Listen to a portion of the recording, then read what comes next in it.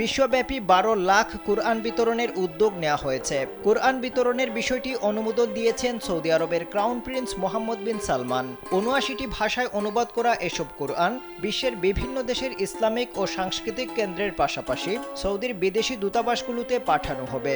Saudi press এজেন্সির বরাত দিয়ে সংবাদ মাধ্যম আরব নিউজ জানিয়েছে, বিশ্বব্যাপী কুরআন বিতরণের পুরো বিষয়টি কার্যকর করবে সৌদির ইসলাম ধর্ম বিষয়ক মন্ত্রণালয়, যেগুলো পাঠানো হবে বিশ্বের মোট ৪৫টি দেশে।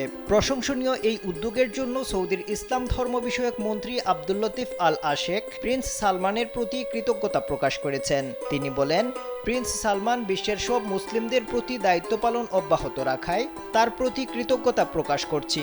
এই কোরআনগুলো বিশ্বের সবচেয়ে উন্নত কাগজে নিখুঁতভাবে প্রিন্ট করা হয়েছে।